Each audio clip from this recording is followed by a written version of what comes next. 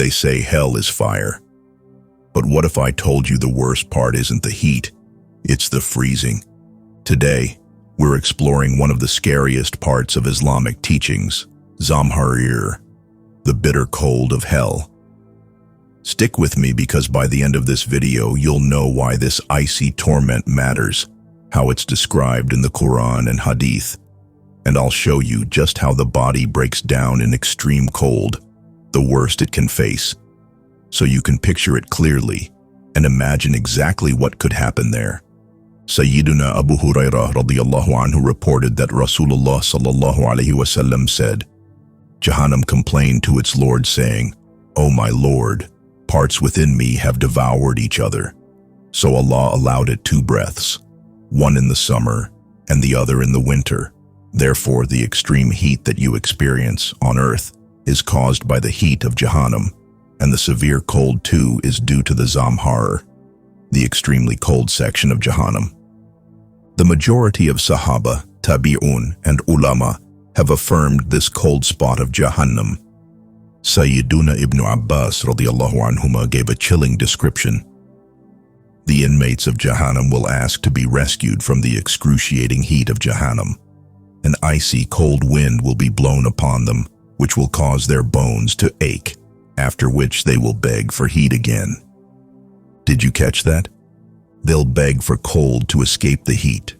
But when the cold comes, it will be so brutal, they'll beg for heat again. That's the cycle of punishment. No relief, only switching between unbearable agonies. Now imagine a person entering this cold section of hell for the first time in forever. His skin is no longer burning. But before he can even draw a breath of relief, it hits him. The cold. Not the kind of cold you feel on a winter morning. Not the chill of an icy wind. This is cold so deep it doesn't just bite the skin. It slices through it like 1,000 invisible knives. It's a cold that goes through flesh, through bone, right into the very soul. The first breath he takes feels like inhaling shards of glass. His throat locks, his chest tightens. His burnt skin begins to crack open in new ways, the sudden freezing turning his blistered wounds into jagged ice. He stumbles forward, but every step is slower than the last. His feet, bare and raw, meet a ground like frozen stone, sharp and slick. He tries to rub his arms, desperate to create warmth, but his muscles are stiffening. His fingers, swollen, red, trembling, begin to lose feeling.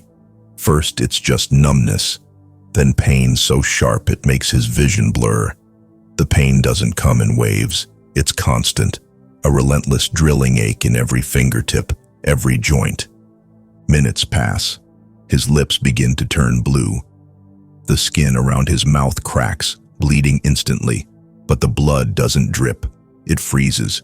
Tiny crystals form where the drops should be. He tries to speak, but his tongue feels thick, heavy, slow. His words are trapped inside his head, frozen before they can escape. The wind comes next. It's not a breeze, it's not a gust. It's a howling wall of air so cold it feels alive. It wraps around him like chains, pulling the heat out of his body. His eyelashes freeze together, his vision blurs. His ears, already throbbing, start to burn, the cruel irony of frostbite making them feel hot before they go completely numb. And then he realizes, this isn't just cold, it's a trap. His body starts shutting down. First, he can't feel his fingers, then his toes, then it's his legs, as if they're no longer his. Every muscle is stiff, every joint is locked. His heart beats slower and slower, each thump feeling heavier, weaker. In the far distance, he thinks he sees something, a faint light, maybe warmth. He pushes forward, but each step feels like dragging a mountain. His breath is shallow now, fog curling from his lips in slow, weak puffs. He wants to run. He wants to scream, but even fear takes energy, and he has none left. And then, The cold begins to feel warm. It's a cruel trick the body plays when hypothermia takes hold. The freezing victim begins to think they're finally safe. He feels sleepy, comfortable, as if the cold is a blanket, wrapping him gently. But this comfort is death's final embrace. He remembers the fire. He remembers the agony of burning. And now, here in the ice, he realizes something horrifying. The pain of fire destroys the body fast, but the cold kills you slowly, piece by piece, stealing everything until there's nothing left to fight with. He falls. His hands hit the ground first, skin tearing open on the frozen surface. He doesn't have the strength to get up. The frost creeps higher, swallowing his limbs. His breathing slows to a whisper. His heartbeat is faint, each one further apart than the last. His eyes begin to close, but then they snap open one last time. He sees shapes in the mist ahead, not human shapes, dark, shifting forms. They're moving closer, surrounding him. And then he understands. This is not a natural cold. This is punishment. A punishment designed not just to hurt the body, but to break the soul. Because in hell, there are places of burning fire, and there are places of unimaginable cold, places where the heat of one punishment is replaced by the freezing torment of another, so the sinner never escapes pain. It's fire that burns the flesh, then cold that shatters the bones, an endless cycle of suffering. The man's last thought before the darkness takes him is not relief, not peace, but pure terror, because he knows, when the cold finally ends, the fire will begin again.